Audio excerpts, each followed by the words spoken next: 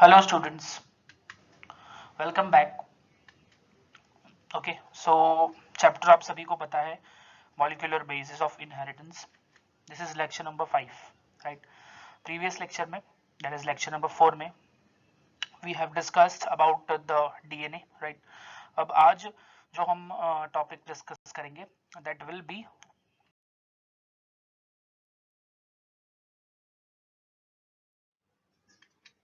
RNA. So RNA जो है, it stands for ribonucleic acid, right? It stands for ribonucleic acid. अब देखते हैं आरएनए किससे बनता है, right. So RNA is a single chain polyribonucleotide. DNA और आरएनए को आप थोड़ा कंपेयर करने की कोशिश करो कि डीएनए जो है उसमें दो स्ट्रैंड्स होते हैं, that means there are two poly deoxyribonucleotides, right. But यहां पर एक ही होगा चेन ऑफ पॉलीराइबोन्यूक्लियोटाइड, राइट। अब एक और चीज याद रखना है कि इसका काम क्या है। It carries a genetic code. Genetic code क्या होता है ये भी हम आगे देखने वाले हैं। It carries a genetic code और hereditary information from DNA, right, DNA to cytoplasm for taking part in protein and enzyme synthesis, right.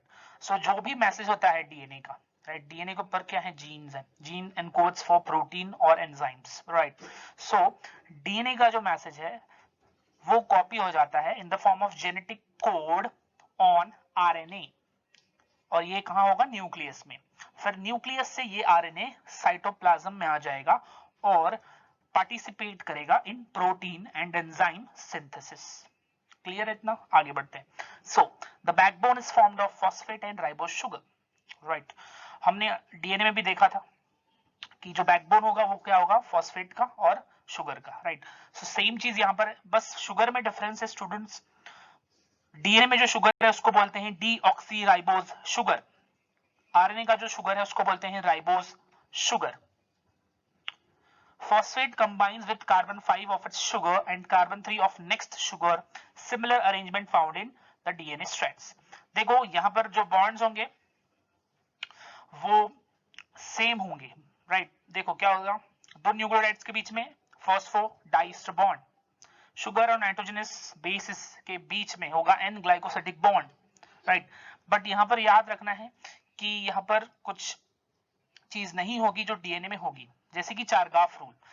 याद रखना है, RNA does not obey चारगाफ rule, इसको नोट डाउन कर रखना है। RNA does not obey चारगाफ rule because चारगाफ rule कब होता है, जब दो स्ट्रैंड्स होंगे, राइट। बट आरएनए में दो स्ट्रैंड्स नहीं होते हैं। आरएनए में यहां पर लिखा हुआ it is a single chain polyribonucleotide, that means एक ही स्ट्रैंड होता है, तो इसको याद रखना है। RNA does not obey चारगाफ rule, right. सो यहां पर जो नंबर ऑफ प्यूरिन और नंबर ऑफ पायरोमिडीन का जो रेशियो है वो फ्लक्चुएट करेगा, ओके। बाकी एक और चीज याद रखना है, हाइड्रोजन बॉन्ड भी एब्सेंट होगा बिकॉज हाइड्रोजन बॉन्ड दो स्ट्रैंड्स के बीच में होता है, राइट। हाँ, एक और चीज यहाँ पर मैं बता दूं कि किसी किसी आरएनए में, किसी किसी टाइप ऑफ आरएनए में हाइड्रोजन बॉन्ड दिखेगा, जो हम आगे देखेंगे।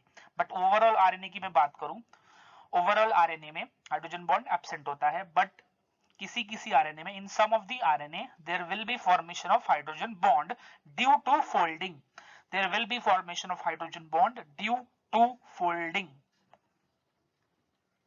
ओके। अब nitrogenous bases, right, nitrogenous bases जो है वो यहां पर आपको दिख रहे हैं, एडेनिन एंड गुआनिन, ये दोनों प्यूरिन्स होंगे। Cytosine and uracil, that will be your pyrimidine. तो याद रखना है, डीएनए में यूरासिल एब्सेंट था, वहां पर थाइमीन था, और आरएनए में थाइमीन नहीं है, यूरासिल प्रेजेंट है। The sequence of nitrogenous bases is complementary to the sequence on DNA template. Okay, so यहाँ पर क्या होने वाला है कि देखो ये क्या कर रहा है RNA, it is basically carrying the genetic code और हेरिडिटरी इंफॉर्मेशन, राइट। आरएनए का काम क्या है, it is carrying the genetic code और हेरिडिटरी इंफॉर्मेशन, राइट। सो कहीं ना कहीं याद रखना है कि जो ये आरएनए बनने वाला है, जो सीक्वेंस होगा नाइट्रोजनस बेसिस का आरएनए पे, वो क्या होगा, कॉम्प्लीमेंट्री टू डीएनए होगा। दैट मींस अगर डीएनए में ए है तो आरएनए में यू होगा, राइट, टी नहीं होगा। और अगर डीएनए में सी है तो आरएनए में जी होगा, दैट इज कॉम्प्लीमेंट्री। ओके, आगे बढ़ते हैं। ओके, सो यहां पर एग्जांपल आपको दिया हुआ है। For example of sequence of ATACTG, right? A adenine, T thymine, A again adenine, C cytosine, T thymine and G guanine। ये डीएनए का सीक्वेंस है, डीएनए पर नाइट्रोजन बेसिस का सीक्वेंस है, और उसका कॉम्प्लीमेंट्री होगा आरएनए पर, राइट। ए की कॉम्प्लीमेंट्री यू, जैसे कि मैंने बताया, टी की कॉम्प्लीमेंट्री यहाँ पर ए दिखेगा, राइट। अगेन ए की कॉम्प्लीमेंट्री यहाँ पर आपको यू दिखेगा, सी की कॉम्प्लीमेंट्री आपको यहाँ पर जी दिखेगा, टी की कॉम्प्लीमेंट्री अगेन आपको ए दिखेगा, एंड अगेन जी की कॉम्प्लीमेंट्री आपको सी दिखेगा इन द आरएनए। ओके, सो इतना आपको बेसिक इंफॉर्मेशन समझ में आ गया होगा about the ribo nucleic acid. याद रखना है, यहाँ पर डीऑक्सीराइबोस शुगर नहीं होगा, यहाँ पर राइबोस शुगर होगा। दोनों ही एग्जाम्पल है पेंटोस शुगर के, राइट, दोनों ही पेंटोस शुगर के एग्जाम्पल है, बट डिफरेंस है ऑक्सीजन में ऑन कार्बन नंबर 2, जो अभी आगे मैं बताता हूं। तो यहां पर देखो, ओके, सो ये स्ट्रक्चर्स से आप सभी फेमिलियर हो, राइट, बट यहां पर मैं एक चीज बताता हूं। देखो, कार्बन नंबर 2, जब आप डीएनए में डीऑक्सीराइबोस शुगर को देखोगे तो वहां पर कार्बन नंबर 2 जो है वहां पर ऑक्सीजन एब्सेंट होता है, but in case of RNA, in case of ribose sugar, that carbon number 2 has the oxygen, right. इसको याद रखना है स्टूडेंट्स, दोनों में शुगर के डिफरेंस है। डीएनए का जो शुगर है, उसका जो डीऑक्सीराइबोस शुगर है, वो डीऑक्सीराइबोस शुगर नाम क्यों दिया है, बिकॉज वहां पर जो सेकंड कार्बन है वहां पर ऑक्सीजन एब्सेंट होता है। But in case of RNA, in case of RNA, उस शुगर जो राइबोस शुगर है उस पर सेकंड कार्बन पर ऑक्सीजन दिखाई देगा, इसीलिए इसका नाम है राइबोस शुगर। और आरएनए में जो डीएनए में जो शुगर है उसका नाम है deoxy. Deoxy means without oxygen, और कौन से कार्बन पर होगा, वो कार्बन नंबर 2। ओके, सो अब हम डिस्कस कर रहे हैं टाइप्स ऑफ आरएनए, ठीक है। अब टाइप्स ऑफ आरएनए याद रखना है स्टूडेंट्स, दो टाइप के आरएनए होते हैं। जनरली मैंने सभी स्टूडेंट्स से सुना है, जब भी ये क्वेश्चन मैं पूछता हूँ टाइप्स ऑफ आरएनए, तो सभी लोग का आंसर होता है 3 types, mRNA, tRNA, rRNA, right, but it is not like that. याद रखना है, there are 2 types of RNA, genetic RNA and non genetic RNA. I repeat, there are 2 types of RNA, इसको याद रखना है, genetic RNA and non genetic RNA. अब genetic RNA से मेरा मतलब है कि कुछ वायरसेस हैं जिनमें जेनेटिक मटेरियल डीएनए नहीं होता है, आरएनए होता है। कुछ वायरसेस हैं जिनमें जेनेटिक मटेरियल डीएनए नहीं होता है, आरएनए होता है, right. Plant virus, animal virus, ये एग्जांपल्स हैं इस वायरस के जिनके अंदर जेनेटिक मटेरियल आरएनए होता है। राइबो वायरस एक एनिमल वायरस है, तो उसका जो जेनेटिक मटेरियल होता है वो आरएनए होता है, राइट। सो वो हो गया जेनेटिक मटेरियल, राइट। सो याद रखना है, जेनेटिक आरएनए मतलब होता है it will be a genetic constituent of plant virus and animal virus. आगे बढ़ते हैं, नॉन जेनेटिक आरएनए। अब नॉन जेनेटिक आरएनए में स्टूडेंट्स आप लोगों को याद रखना है, आपके सिलेबस में सिर्फ जो है 3 दिया हुआ है, right, that is mRNA, tRNA and rRNA, right. उसके अलावा भी कुछ होते हैं जैसे कि snRNA, hnRNA, राइट। ये 2 और टाइप आपको याद रखने हैं, राइट। सो आगे बढ़ते हैं।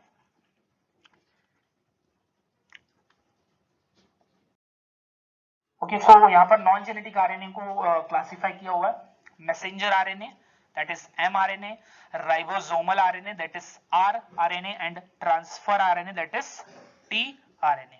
ओके, और इसके अलावा भी मैंने जैसे कि बताया और भी कुछ टाइप्स है, right, that is heterogeneous nuclear RNA that is hnRNA, right. इसके अलावा small nuclear RNA that is snRNA, right. इसके अलावा SC मतलब होता है स्मॉल साइटोप्लाज्मिक आरएनए, राइट। तो ये तीनों आप नोट डाउन कर रखो, अदर देन दिस 3। MRT के अलावा और 3 है जो मैं बता रहा हूं। फर्स्ट है heterogeneous nuclear RNA, heterogeneous nuclear RNA first है। देन सेकेंड टाइप है small nuclear RNA, small nuclear RNA that is SNRNA, and third है small cytoplasmic RNA that is SCRNA. HN, SN, SC. HN is heterogeneous nuclear, SN is small nuclear, SC is small cytoplasmic. Okay, so ये तीन extra है other than the M, R and T. So ये तीनों को हम अभी आज के लेक्चर में डिटेल डिस्कस करने वाले हैं.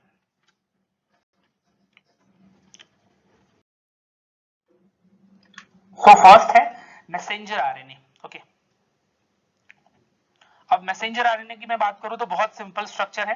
mRNA molecule is long, straight and without any folds. Generally आप M के अलावा जो बाकी दो है that is R and T, उनमें आपको फोल्ड्स दिखाई देंगे, but in case of mRNA एक ये स्ट्रेट स्ट्रक्चर होगा, लीनियर स्ट्रक्चर होगा और लॉन्ग स्ट्रक्चर होगा.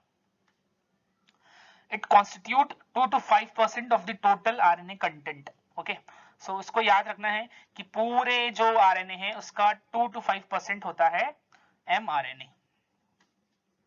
It has two ends, 5' end and 3' end. Right, जाहिर सी बात है कि यहाँ पर पोलैरिटी तो होगी. अब इसका सिंथेसिस कहाँ होता है ये भी इंपॉर्टेंट है, याद रखना. It is synthesised inside the nucleus. It is synthesized inside the nucleus as a complementary strand of DNA. हमने फर्स्ट स्लाइड में देखा था आरएनए के, राइट. सो सेम यहाँ पर वही लाइन एक्सप्लेन की गई है कि जो mRNA है वो न्यूक्लियस में बनता है और जो mRNA बनेगा वो कॉम्प्लीमेंट्री होगा टू द DNA स्ट्रैंड्स. और इसका काम क्या है? And carries genetic information from chromosomal DNA to the cytoplasm for protein synthesis. right, protein synthesis कह लो या enzyme synthesis कह लो, दोनों ही सेम है. तो इसको भी याद रखना है कि mRNA न्यूक्लियस में बनता है और किसके कॉम्प्लीमेंट्री होगा? डीएनए. एक स्ट्रैंड डीएनए के कॉम्प्लीमेंट्री होगा, राइट. दोनों ही दो स्ट्रैंड्स है ना डीएनए के, तो दोनों में से एक स्ट्रैंड के कॉम्प्लीमेंट्री बनेगा ये आरएनए. और इसका काम क्या है? इसके पास वो जेनेटिक इंफॉर्मेशन है, जेनेटिक कोड्स हैं जो कि प्रोटीन सिंथेसिस के लिए बहुत ही ज्यादा इंपॉर्टेंट हैं. सो इसीलिए इसको नाम है मैसेंजर. मैसेंजर नाम क्यों पड़ा है? बिकॉज इसके पास मैसेज है. किस लिए मैसेज है? प्रोटीन सिंथेसिस के लिए इसके पास मैसेज है. Okay, so the instructions are present in the base sequence of its nucleotides called the genetic code. Right? इसको एक और तरीके से एक्सप्लेन कर सकते हैं हम लोग. The sequence of 3 nucleotides on mRNA is called codon. Okay, so codon कह लो या genetic code कह लो. So इसको याद रखना है कि जो सीक्वेंस होता है 3 न्यूक्लियोटाइड का mRNA पर, उसको हम क्या बोलेंगे? कोडॉन. मैं आगे भी आपको उसके पिक्चर्स भी दिखाऊंगा. Right, each triplet codon. Triplet मतलब 3. So each triplet codon on mRNA codes for specific amino acid. Right. So यहाँ पर आपको समझ में आ रहा है कि जो codons हैं, each codon codes for specific amino acid and a long chain of amino acid makes a protein. तो डायरेक्ट आपको मैं बता दूं तो अगर codons होंगे तभी प्रोटीन सिंथेसिस होगा. Okay. The codon present at 5' end of mRNA is called start codon. Right? हमने अभी देखा कि जो mRNA उसके पास डायरेक्शन है, एक है 5' और दूसरा है 3'. राइट. सो ऐसे कोडॉन्स जो 5' एंड के नजदीक होंगे उनको क्या बोलेंगे? Start codon, initiation codon. Okay, और इसका एग्जांपल है it is usually AUG. A stands for adenine, U stands for uracil and G stands for guanine. Right. So AUG एक कोडॉन है, राइट ना, बिकॉज इसमें 3 न्यूक्लियोटाइड्स दिख रहे हैं या 3 नाइट्रोजनस बेस दिख रहे हैं, 1, 2 and 3. राइट. सो ये एक कोडॉन है. इसके अलावा ये एक कोडॉन है जिसको हम क्या बोलेंगे? Start codon. AUG is an example of start codon because ये सबसे पास में होगा 5' एंड के. इसके अलावा एक और एग्जांपल है स्टार्ट कोडॉन का, GUG. अगर AUG नहीं होगा तो उस केस में आपको दिखाई देगा GUG. उसके बाद the codons at 3' end is stop codon और nonsense codon. राइट. देखो, जो कोडॉन 5' end के नजदीक होगा mRNA के उसको बोलेंगे स्टार्ट कोडॉन, और जो कोडॉन 3' एंड के नजदीक होगा एमआरएनए पर, उसको बोलेंगे स्टॉप कोडॉन और नॉनसेंस कोडॉन। स्टार्ट कोडॉन के लिए मैंने एक और नाम बोला है, इनिशिएशन कोडॉन। अब यहां पर देखो स्टॉप कोडॉन के एग्जांपल दिए हुए हैं, ये तीनों एग्जांपल किसके हैं? Stop codon, यूएए, यूएजी and UGA. ये बहुत इंपॉर्टेंट 4 पॉइंट्स हैं स्टूडेंट्स, ये चारों पॉइंट्स बहुत इंपॉर्टेंट हैं। स्टार्ट कोडॉन का एग्जांपल एयूजी, स्टॉप कोडॉन का एग्जांपल यूएए, यूएजी एंड यूजीए। तो यहां पर आपको एग्जांपल दिया हुआ है, राइट। अब आगे मैंने ऑलरेडी ये पॉइंट पिछले स्लाइड में एक्सप्लेन किया है। Each codons on mRNA specifies a particular amino acid. अभी हम एग्जांपल देखेंगे। Example the start codon. Start codon का एग्जांपल अभी हमने देखा है एयूजी। अब ये जो है ये किस अमीनो एसिड के लिए स्पेसिफिकली है? मिथियोनिन या फिर F methionine. F stands for formyl, FORMYL, right. So इसको याद रखना है कि each codon specifies a particular amino acid, example AUG which specifies methionine और F-methionine। उसके बाद सेकंड एग्जांपल है GGG, ये भी एक कोडॉन है, 3 नाइट्रोजनस बेस दिख रहे हैं, राइट। ये किसके लिए स्पेसिफिकली है? ग्लाइसिन। ओके, सो ये अमीनो एसिड के एग्जांपल्स हैं, मिथियोनिन, ग्लाइसिन एंड इसके अलावा फिर थ्रियोनिन ले सकते हो, राइट। सो याद रखना है ये स्टूडेंट्स। अब ये पूरा स्लाइड में ये जो भी पॉइंट्स हैं बहुत ही स्टूडेंट इंपॉर्टेंट है, इसको हर एक पॉइंट को आपको याद रखना है। Stop codons does not specify any amino acid, hence are called nonsense codons। Reason दिखा दिया है क्यों इनको नॉनसेंस बोला गया है, because these start codons which are present at 3' end of mRNA does not specify any amino acid। is this clear? so इतना याद रखना है। अब उनका फिर यूज क्या है, राइट, वो भी देख लेते हैं। क्यों प्रेजेंट है? फिर जब ये अमीनो एसिड को, कोई भी अमीनो एसिड के लिए है ही नहीं, ये कोडॉन्स का कुछ यूज ही नहीं है, तो क्यों है वो भी देख लेते हैं। Stop codons are also called terminators. क्यों? Let's see. as the synthesis of polypeptide chain stops and termination occurs। इसका मतलब क्या है? एक प्रोटीन जो बनने की प्रोसेस है उसमें जहां पर स्टॉप कोडॉन आ गया समझने का, वहां पर वो प्रोसेस रुक गया, ट्रांसक्रिप्शन ट्रांसलेशन रुक गया, नॉट ट्रांसक्रिप्शन, ट्रांसलेशन रुक गया। याद रखना है स्टूडेंट्स, स्टॉप कोडॉन जो है ये एक ऐसा सिग्नल है जिसको देखकर क्या होगा? प्रोटीन सिंथेसिस स्टॉप हो जाएगा, इसीलिए इसको बोला है स्टॉप कोडॉन। यही इनका फंक्शन है, they perform termination in the translation. Okay, so इसको क्लियर रखना है कि सपोज एक प्रोटीन बन रहा है, मतलब अमीनो एसिड्स लगातार लगातार लगातार ऐड हो रहे हैं, राइट। बट एक ऐसा टाइम आएगा जहां पर आपको स्टॉप कोडॉन दिखेगा एंड में, आखिर में 3' एंड के नजदीक, वहां पर समझ जाना है कि अब प्रोटीन सिंथेसिस रुक जाएगा, बिकॉज वहां पर अब क्या प्रेजेंट है? Stop codons. ओके, तो यहां पर आपको क्लियर कट एक मैसेंजर आरएनए दिख रहा है। अब यहां पर देखो, राइट, कॉम्प्लीमेंट्री आपको दिखेगा, राइट। मैंने एक चीज बताई थी कि डीएनए के 2 स्ट्रैंड्स होते हैं, तो उनमें से एक ही स्ट्रैंड्स का मैसेज जो है, मतलब एक ही स्ट्रैंड का जो नाइट्रोजनस बेस है वो कॉम्प्लीमेंट्री होगा, राइट। सो इसको कंपेयर करेंगे, देखो ये देखो, ये वाला पूरा इसके कॉम्प्लीमेंट्री है, राइट। सो देखो इसको देखो, टी के सामने ए के सामने यू, सी के सामने जी, अगेन टी के सामने ए। तो आपको दिख रहा है कि डीएनए का एक स्ट्रैंड जो है उसका पूरा नाइट्रोजनस बेस कॉम्प्लीमेंट्री है इधर एमआरएनए पर, राइट। एक और चीज मैं बताता हूं, यहां पर देखो, ये वाले स्ट्रैंड को देखो, ये वाला स्ट्रैंड और ये वाला स्ट्रैंड पूरा सेम दिखेगा। देखो ए टी और यू जाहिर सी बात हो तो डिफरेंस ही है, जी जी सेम है, ए सेम है, ए सेम है, जी सेम है, दैट मींस मैसेज कॉपी हुआ है, राइट। सो याद रखना है, एक स्ट्रैंड का कॉम्प्लीमेंट्री होगा एमआरएनए और दूसरे स्ट्रैंड का पूरा मैसेज कॉपी हो रहा है यहां पर, ओके, सो इसको याद रखना है and the process is known as transcription, right. So याद रखना है कि जब भी डीएनए की कॉम्प्लीमेंट्री आरएनए बनेगा उस प्रोसेस को बोलेंगे ट्रांसक्रिप्शन। अब इसके बाद का स्टेप देखो, ट्रांसलेशन। अब एयूजी स्टार्ट कोडॉन है, तो एयूजी किसके लिए है? मिथियोनिन, सो यहाँ पर MET लिखा हुआ है। फिर है AAG, ये AAG किसके लिए? लाइसिन, तो ये लाइसिन है। उसके बाद है UUU, ये UUU किसके लिए है?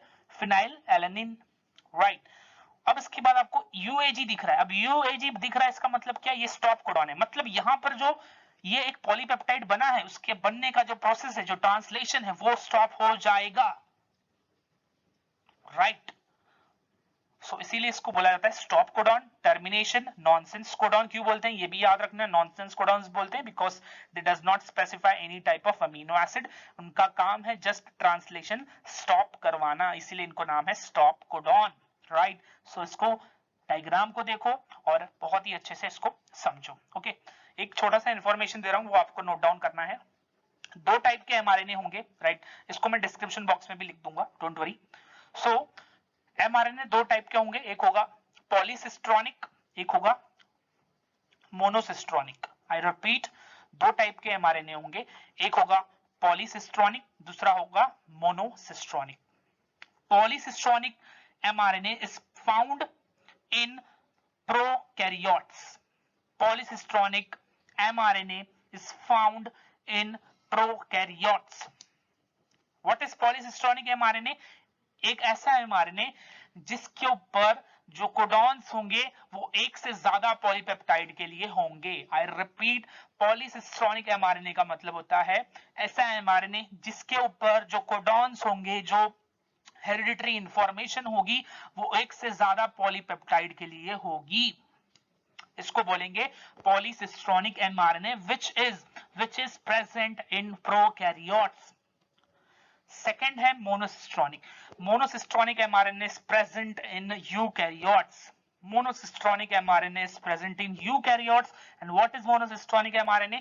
ऐसा mRNA जिसके ऊपर जो कोड्स होंगे, जो हेरिडिटरी इंफॉर्मेशन होगी, वो एक ही पॉलीपेप्टाइड के लिए होगी।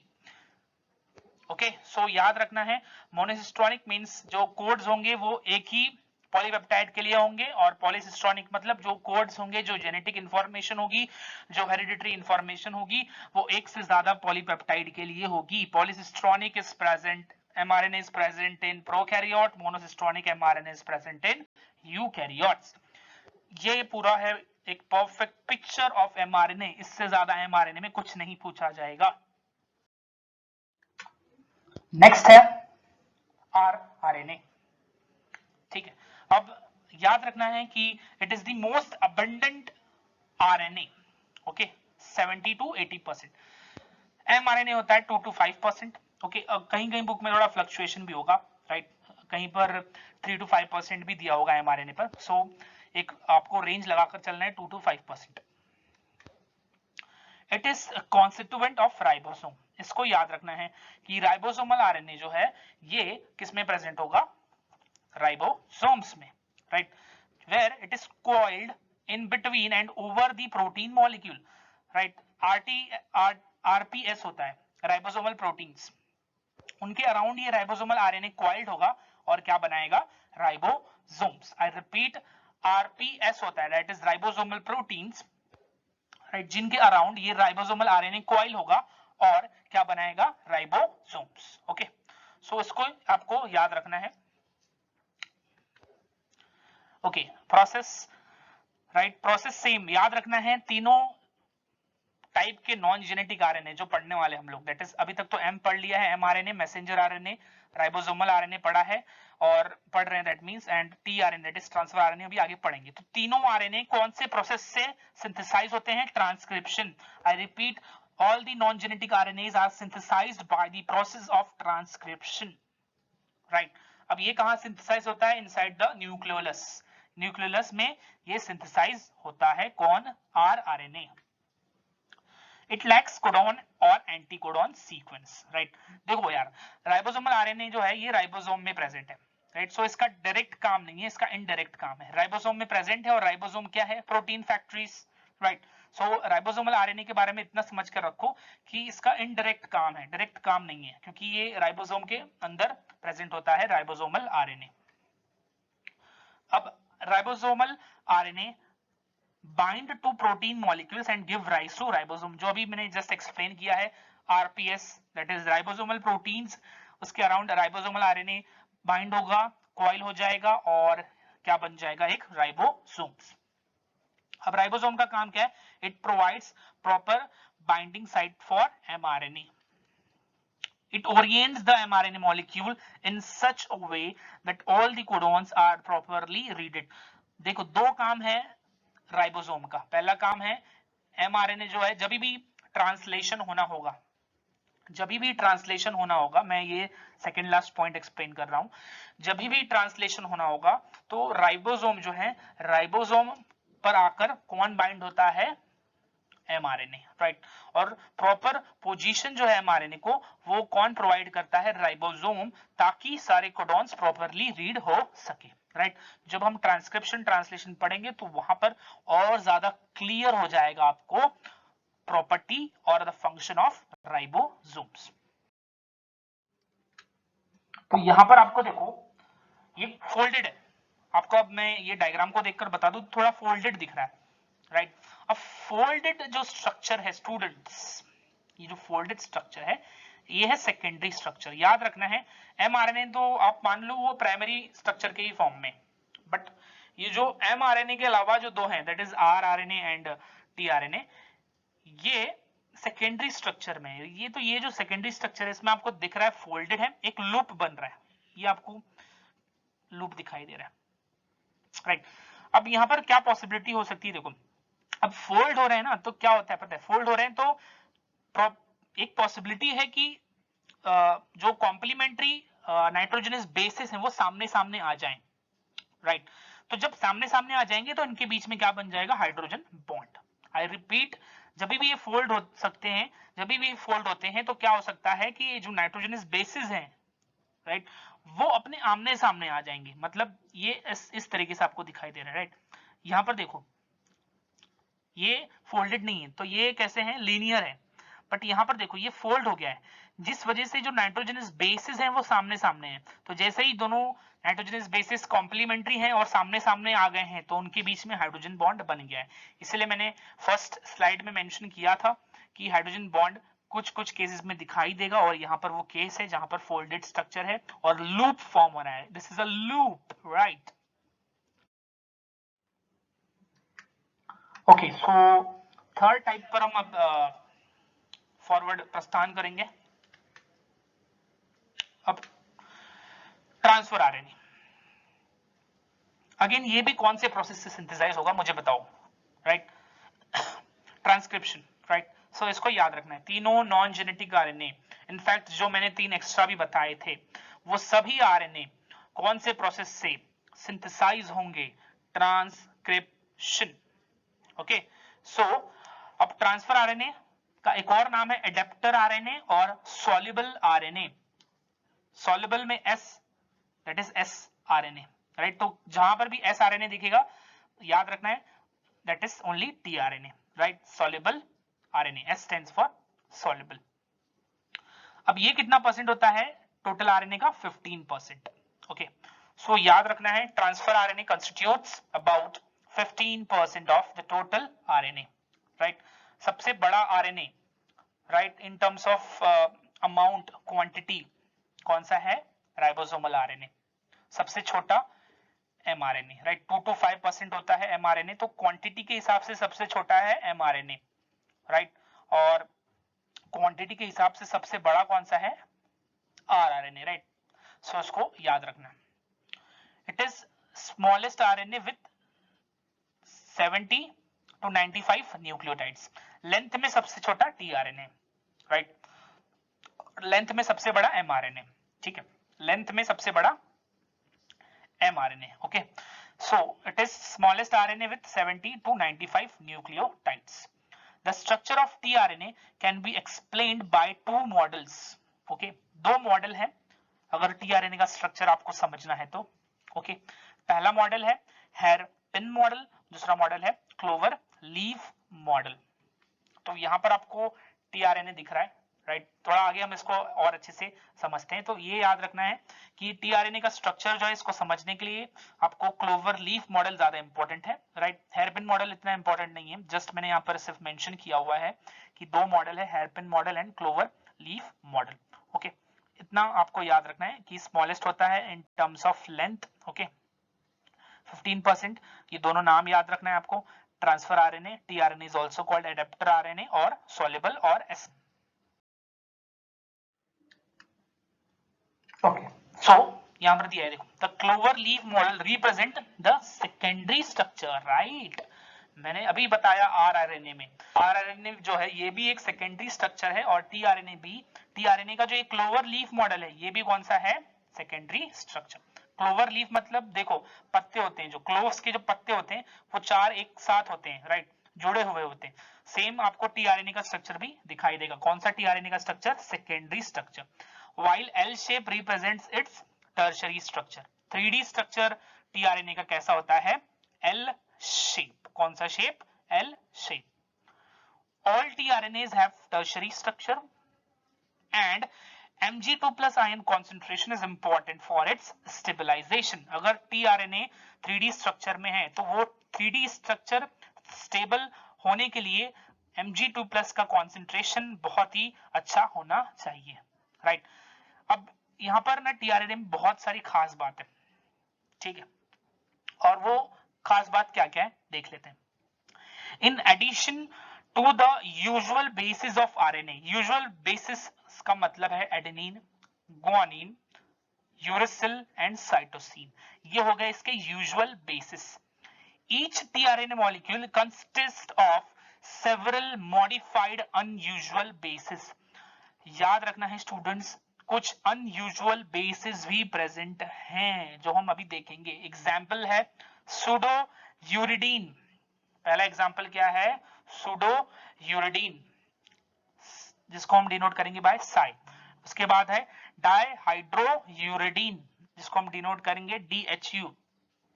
आयंसनिक acid, methyl guanine and methyl aminopurine, right. तो ये कुछ एग्जांपल्स हैं of unusual nitrogenous bases. Usual के अलावा कुछ अनयूजुअल नाइट्रोजनस बेसिस भी प्रेजेंट होंगे, राइट। एग्जांपल्स हैं pseudouridine, dihydrouridine, inosinic acid, methyl guanine and methyl aminopurine. अब ये जो अनयूजुअल नाइट्रोजनस बेसिस हैं, ये याद रखना है कैसे बने हैं, by methylation, addition of methyl group.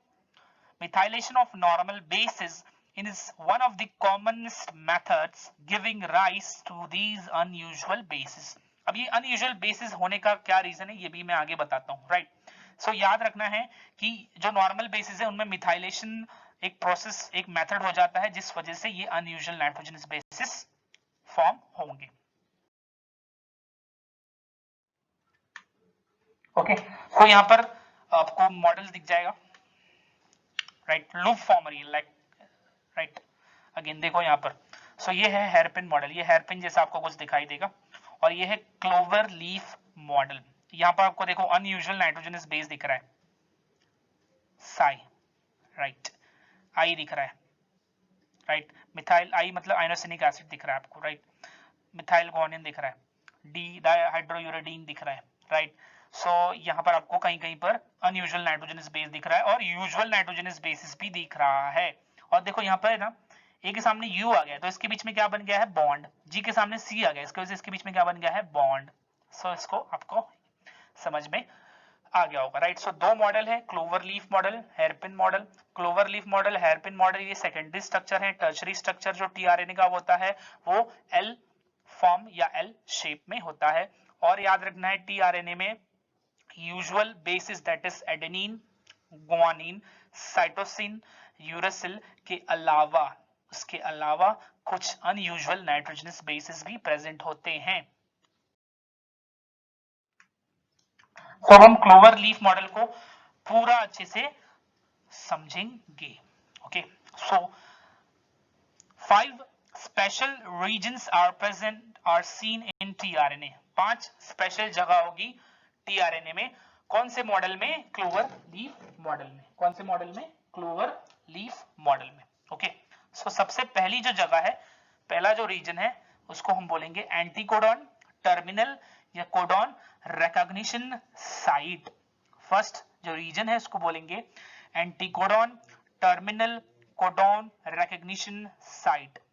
Anticodon site बोल दो, टर्मिनल साइट बोल दो, कोडॉन रिकॉग्निशन साइट बोल दो, one and the same. This will be your loop number 2। Loop 2 क्या होता है अभी मैं बताता हूं।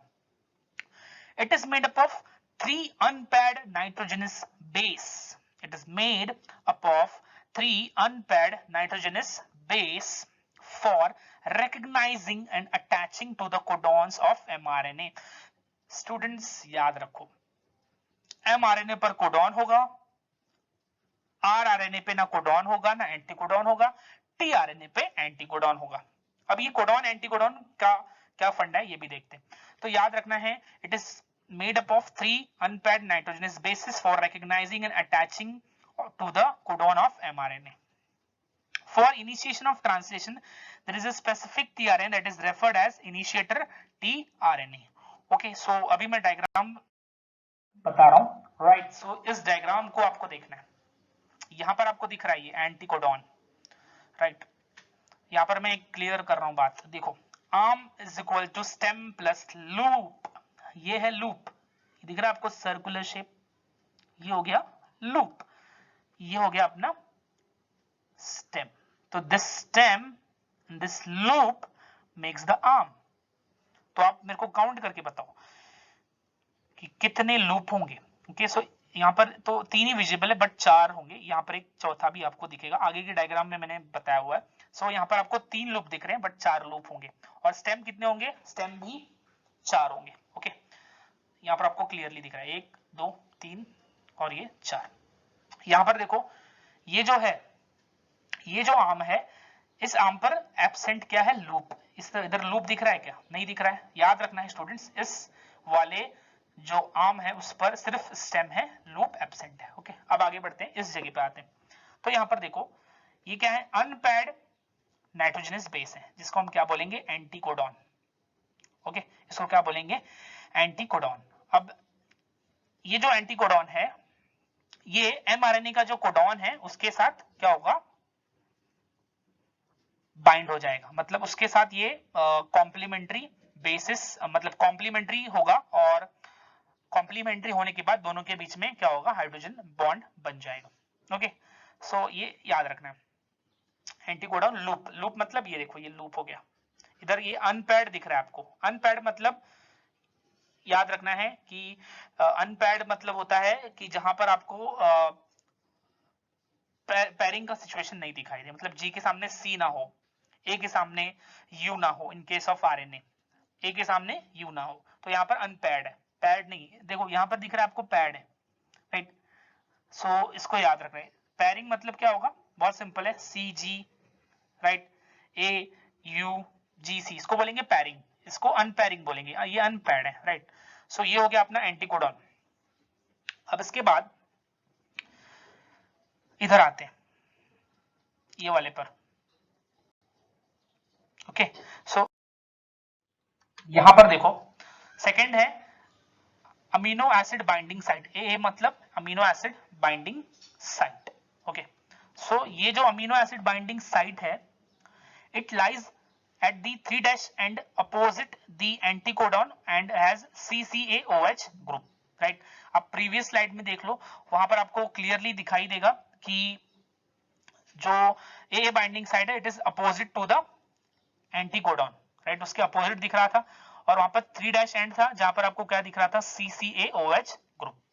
ओके, अब इसके बाद याद रखना है, it combines with specific amino acid. Okay, so वहां पर अमीनो एसिड अटैच रहता है 3' एंड पर। कहां पर अटैच होता है? 3' एंड पर अमीनो एसिड अटैच होगा, right, in presence of ATP to form amino acyl tRNA, right. So याद रखना है, ए बाइंडिंग साइड मतलब अमीनो एसिड बाइंडिंग साइड, नाम से ही पता चल रहा है वहां पर अमीनो एसिड आकर बाइंड हो जाएगा 3' एंड। ओके, और इसके अलावा याद रखना है कि इस प्रोसेस को, अमीनो एसिड को वहां पर अटैच होने के लिए क्या लगेगा, एटीपी, और जैसे ही अटैच हो जाएगा एक कॉम्प्लेक्स बनेगा जिसको बोलेंगे amino acyl tRNA, amino acyl tRNA, right.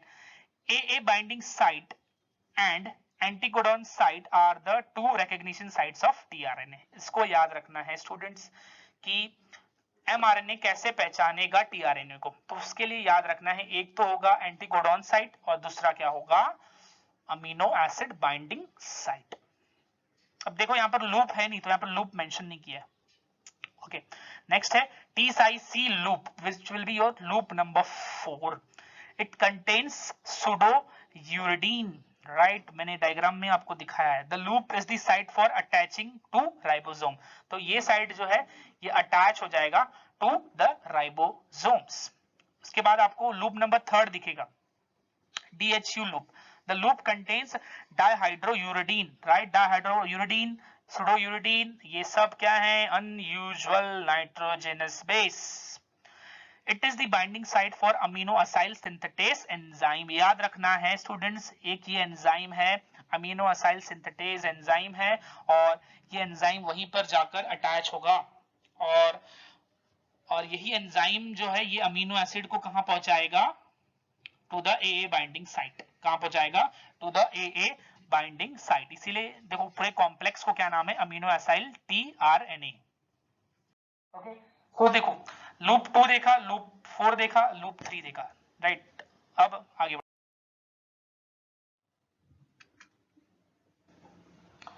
Extra arm और variable loop which will be loop number 3. It is the arm or loop lies between the T-Cy-C loop and anticodon loop. The most variable feature of tRNA is the extra arm or variable arm. Okay, so याद रखना इसको। So इसका function it is not known. Okay, extra arm या फिर variable loop का function अभी तक किसी को पता नहीं है। अब यहां पर देखो, यहां पर बताया हुआ है द फंक्शन ऑफ टीआरएनए और sRNA. The adapter molecule transfers amino acid to ribosome for synthesis of polypeptide, right?